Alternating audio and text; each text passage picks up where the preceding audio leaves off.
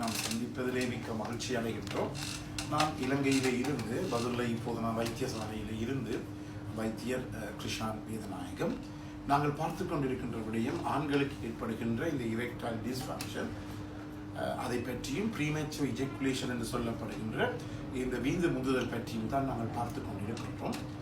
வெளியூர் நண்பர்கள் நேரடியாக தொடர்பு கொண்டு விரும்பினால் 0094 77 35 62 45 மூலம் தொடர்பு கொள்ள முடியும். உள்ளூர் நண்பர்கள் 0777 35 62 45 மூலம் தொடர்பு கொள்ள முடியும். நான் அந்த வாழைக்காயினுடைய கதையை சொல்லி போட்டு போன முறை நிகழ்ச்சியை விட்டுட்டேன். பல பேர் கேட்டார்கள், டாக்டர் கட்டாயமாக சொல்லுங்கள் என்று சொல்லி. அதாவது ஒரு ஆண்குறியினுடைய விரைப்பு தன்மை அல்லது திண்மை, அது இரெக்ஷன் நாங்கள் ஒரு சாதாரணமாக ஒருவருடைய மொழியிலே கதைப்பதற்கு இந்த வாழைக்காயை எடுத்துக்கொள்வோம். ஒருவருடைய ஆண்குறியானது விரைப்படைந்த பிற்பாடு ஒரு சாம்பல் வாழைக்காய் மாதிரி, சாம்பல் வாழைன்னா உங்களுக்கு தெரியும், சமைக்கின்ற வாழைக்காய். இந்த சாம்பல் வாழைக்காயை போல அதிலே தோலும் அப்படியே இருக்கின்றது, உள்ளுக்கு இருக்கிற வாழைக்காயும் இருக்கின்றது. அப்படியே ஒரு திண்ணமாக ஒரு சாம்பல் வாழைக்காய் எடுத்து நாங்கள் கையிலே வைத்திருந்தோம் என்றால் அதனுடைய திண்மத்தன்மை உங்களுடைய ஆண்குறிக்கு இருக்குமாக இருந்தால் நீங்கள் உலகத்திலேயே கொடுத்து வைத்தவர்களாக இருக்கின்றீர்கள். அதாவது உங்களுடைய ஆண்மையிலே ஒரு விதமான பிரச்சனையோ குறைபாடோ கிடையாது. இது சாதாரணமாக நாங்கள் ஒருவருக்கு ஒப்பீட்டு அளவிலே சொல்லுகின்ற ஒரு விடயமாகத்தான் இருக்கிறது. இரண்டாவதாக, இந்த சாம்பல் வாழைக்காயினுடைய தோலை நாங்கள் வெட்டி நீக்கிய பிற்பாடு, அகற்றிய பிற்பாடு நடுவுக்குள்ள வருகின்ற இந்த வாழைக்காய் மாறி அதனுடைய திண்மையாக உங்களுடைய ஆண்குறி இருக்குமாக இருந்தால் இதை நாங்கள் கிரேட் 2 என்று சொல்லலாம். அதாவது இதிலையும் உங்களுக்கு ஒரு பிரச்சனையும் இல்லை.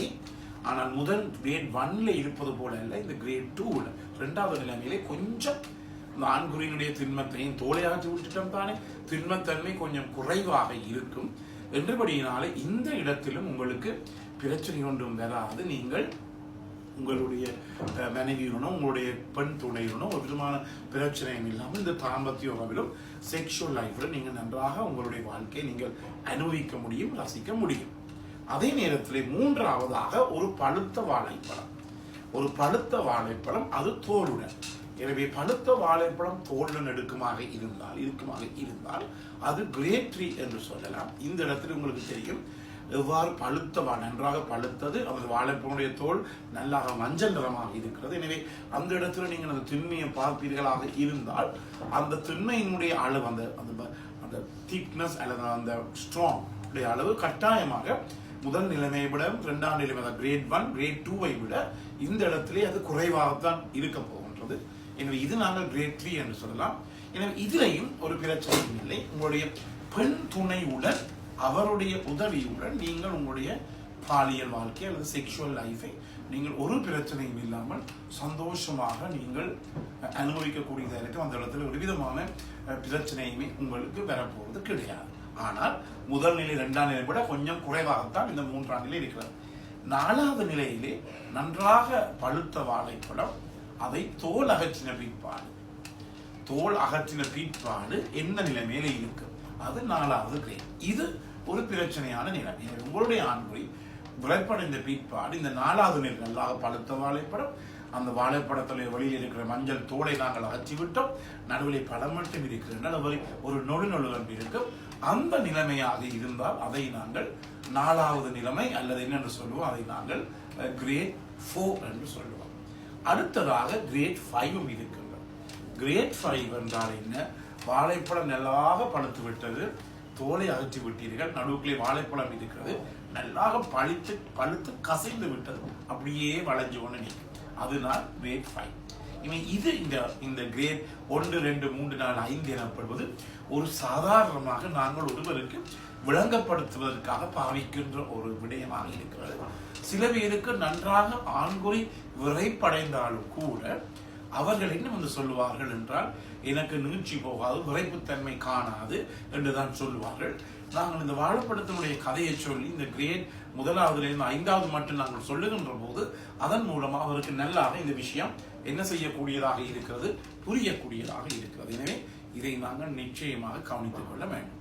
அடுத்ததாக மீண்டும் மீண்டும் உங்களிடம் நாம் சொல்லுவது என்னவென்றால், இந்த ஆண்கள் தங்களுடைய பாலியல் வாழ்க்கையை நன்றாக மேற்கொள்வதற்கு அவர்களுக்கு அவருடைய மனைவியுடன் அல்லது மனைவியுடைய அல்லது பெரும் துணையுடைய ஆதரவு மிகவும் முக்கியம். எனவே பல பேர் என்னிடம் மருந்துகள் எடுப்பித்து அவர்கள் பாவித்துக் கொண்டிருப்பதை எங்களாலே காணக்கூடியதாக இருக்கிறது. என்றாலும் கூட அவருக்கு அவருடைய மனைவியினுடைய ஒத்துழைப்பு என்பது மிகவும் ஒரு சைவர் நிலையிலே தான் இருக்கிறது. அவ்வாறு இருக்கின்ற போது உதாரணமாக ஒரு கை இருக்கின்றது, இந்த கையை தட்டினால் சத்தம் பெறாது. இந்த கை இருக்கிறது, இந்த கையை சத்தினாலும் சத்தம் பெறாது. ரெண்டு கையும் சேர்த்து தட்டினால் தான் ஒரு நல்ல ஒரு ஒளி எங்களுக்கு கிடைக்கும், சத்தம் எங்களுக்கு கிடைக்கும். அதே போலதான் மனைவியினுடைய ஒத்துழைப்பு இருந்தால் நீங்க இல்லாவிட்டால் நீங்க எத்தனை வகையான குடிசைகள் வாங்கி பூசினாலும் பாவித்தாலும் அடுத்தது இவை ஒன்றுமே உங்களுக்கு பலன் அளிக்காது.